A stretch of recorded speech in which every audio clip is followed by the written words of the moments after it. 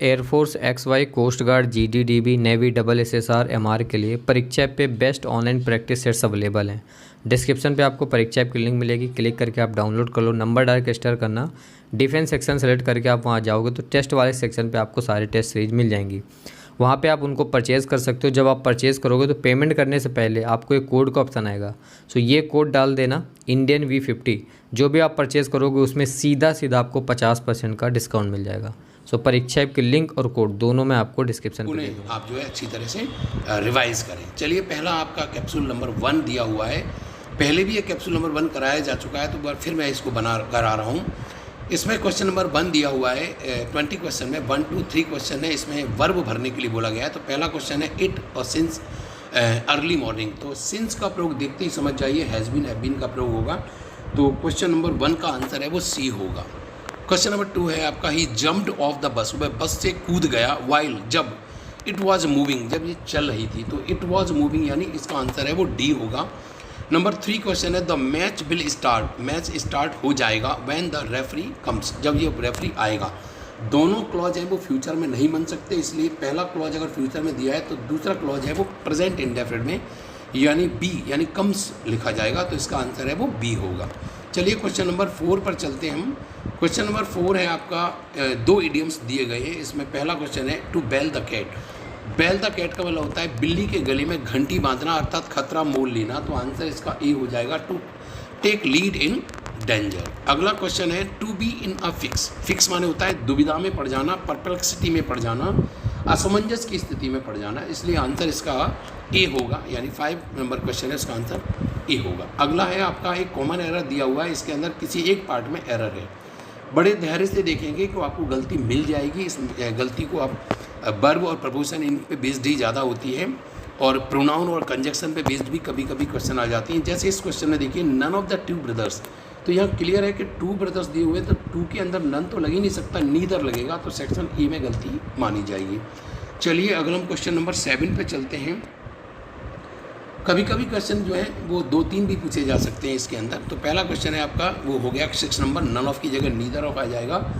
और अगला क्वेश्चन है bread and butter. Bread and butter यानी रोजी रोटी। तो इज़ होलसम फूड। तो यहाँ पर इस होलसम फूड के पहले आर्टिकल लगाना जरूरी है। तो सेक्शन नंबर सी में गलती होगी। Bread and butter is a wholesome food. अगला है आई सेल राइट टू यू। मैं आपको लिखूंगा। कब लिखूंगा? When I reach Mumbai. इसमें वही वाला सेंटेंस आ गया। व्हेन के पहले वाला मॉडल में है तो दूसरा वाला प्रेजेंट में बनना है, तो सेल नहीं आ सकता, इसलिए सी सेक्शन में गलती है। चलिए क्वेश्चन नंबर 9 में चलते हैं। तो आपको सिनोनिम्स बताने। फिक्शन का मतलब होता है जो मनगढ़ंत हो यानी झूठ हो। तो इसका मतलब हो गया फॉल्स, यानी D is the correct answer. अगले क्वेश्चन में चलेंगे हम, जिसमें आर्टिकल भरवाया जा रहा है Kalidas is the Shakespeare of India. जी अक्सर किसी को जब उपमा दी जाती है तो हम उसमें आर्टिकल दा लगाते हैं, जैसे Delhi is the London of India, Kalidas is the Shakespeare of India. तो इसका आंसर है वो सी होगा। अगले क्वेश्चन पे चलते हैं हम। एंटोनिम्स बताने। ग्रेव माने होता है गंभीर यानी बहुत ज़्यादा भारी भरकम, और लाइट माने होता है हल्का फुल्का। तो इसका आंसर है वो डी होगा। हीड माने होता है ध्यान देना, और ध्यान देना यानी विशेष रूप से जो है ध्यान देना, और इग्नोर करना किसी को, तो इग्नोरेंस इसका आंसर है वो एंटोनिम्स के रूप में डी होगा। चलिए अगले क्वेश्चन नंबर 13 पे चलते हैं हम। 13 क्वेश्चन नंबर है जिसमें आपको जो है प्रपोजिशन भरना है। He is innocent for the crime. आपको बता दें वैसे इनोसेंट फॉर तो लेता ही है, लेकिन कभी कभी ऑफ लेता है। तो अगर ऑफ ऑप्शन नहीं दिया हुआ है तो आपको फॉर लगाना है। वैसे आपको बता दें इसका करेक्ट आंसर है वो ऑफ होता है ना। तो फॉर की जगह ऑफ भी लिख सकते हो, वैसे इसका आंसर है वो फॉर यहाँ मान लिया जाएगा। अगला क्वेश्चन है इज़ नॉट एग्री। अगर हम किसी व्यक्ति से सहमत होते हैं तो विद लगता है, और किसी व्यक्ति की बात पर सहमत होते हैं तो हम टू लगाते हैं। तो हम उसके सजेशन पे सहमत हैं, इसलिए टू यानी बी आंसर होगा 14 का। अगला है ही वॉज एक्यूज। एक्यूज हमेशा ऑफ लेता है, एक्यूज ऑफ, तो किसी पर आरोप मढ़ना, तो इसलिए डी इसका आंसर होगा 15 नंबर में।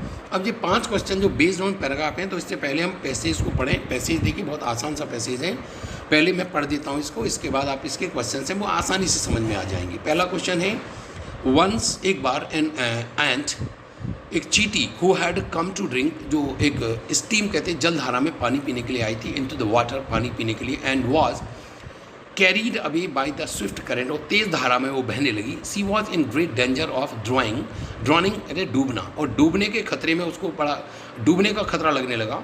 अ डव, एक डव कहते हैं फाख्ता, पर्स्ड मन चिपका हुआ था on a near by tree, एक पास के पेड़ पर चिपका हुआ था। So the ant in danger, उसने खतरे में चींटी को देखा। And dropped a leaf into the water, और पानी में उसने एक पत्ती को टपका दिया। The ant climbed onto the this, चींटी उस पत्ती पर चढ़ गई। And was carried to safely, और सुरक्षित तरीके से वो पहुंच गई। समटाइम्स आफ्टर दिस, इसके कुछ बाद अ हंटर, एक शिकारी, क्रीपिंग माने चुपचाप रेंगता हुआ आया, थ्रू द बसेस माने झाड़ियों में से निकल के आया। सो द डब, उसने फाख्ता को देखा, असलीप माने सोते हुए। एंड टुक केयरफुल एम, और उसने बड़ी सावधानी से एक तीर का जो गन का लक्ष्य साधा विद हिज गन।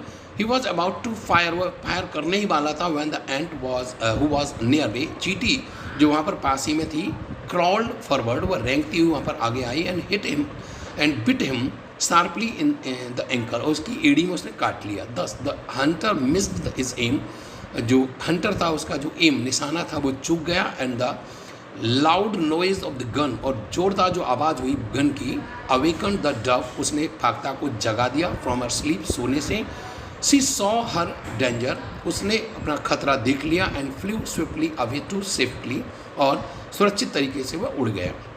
दस the ant repaid the dove, इस प्रकार से चींटी ने डव को उसका भुगतान, पुनः भुगतान कर दिया। For having saved in the foaming current of the stream, जलधारा से जो उसने चींटी को बचाया था, उसका बदले में उसको उसने उसका रिपे कर दिया। तो the ant came to stream, पहला क्वेश्चन है द एंट यानी चींटी वो क्यों आई थी, ड्रिंक एट इट, उसको पानी पीने के लिए आई थी। दूसरा क्वेश्चन है the dove dropped a leaf into the water to save the ant, चींटी को बचाने के लिए उसने डाल दिया था ये। तीसरा है the Dove was in danger, Dove जो था वो खतरे में आ गया था क्योंकि एक hunter was about to shoot it, उसको मारने वाला था। सी इसका आंसर है। द वर्ड एम का मतलब होता है to point a gun at something और समवन, यानी A is the correct answer, यानी किसी को पॉइंट पर रख लेना, गन पॉइंट पर रख देना, तो इसका आंसर है वो ए हो जाएगा। और लास्ट क्वेश्चन है the ant repeat the dove by biting the hunter, यानी A is the correct answer. तो अब इसमें जो 20 क्वेश्चन किए हैं इनको करिएगा और इसमें सेल्फ एनालाइज करके देख सकते हो कि आपने कितना समय लगाया इसको करने में और कितने क्वेश्चन अटेम्प्ट किए, कितने करेक्ट गए, कितने इनकरेक्ट गए और फाइनल स्कोर क्या गया। अगर आपका फाइनल स्कोर है वो 17-18 आ रहा है तो अच्छा स्कोर माना जाएगा, लेकिन अगर आप इसके क्वेश्चंस ही कम करेंगे तो फिर स्कोर कैसे बन जाएगा। तो आपको सलाह दी जाती है कि आप इसको समय दीजिए, इंग्लिश से घबराइए, डरिए मत, इसको अच्छी तरह से करिए और निश्चित रूप से इसके स्कोर को करने की कोशिश करिए। कम से कम 16 to 18 आंसर आपका क्वेश्चंस का स्कोर आना चाहिए, तब आप सोच सकते हो कि आपका जो इंग्लिश है वो इसकी स्कोरिंग करने में प्लस पॉइंट होगा। तो आपको जो है मैं सलाह दूंगा कि अच्छी तरह से इसको सॉल्व करें। जो 15 सेट में आपको दे रहा हूँ, इन सेट्स में आपको बहुत कुछ मिलने वाला है और हो ना हो इसमें से अगर सेम क्वेश्चन या पैराग्राफ आ गए तो आपकी बल्ले बल्ले हो जाएगी। तो मैं आपको सलाह दूंगा कि आप इनको अच्छी तरह से करें और पिछले जितने भी वीडियोज़ मैंने कराए हुए हैं, मेरा पढ़ाया हुआ जो भी स्टूडेंट्स हैं वो मैं उम्मीद करता हूँ कि अच्छा करके आएगा। और वीडियोज़ को बार बार देखें, कहीं भी दिक्कत है तो कमेंट बॉक्स में आप मेरे को ज़रूर करें। Thank you and best of luck.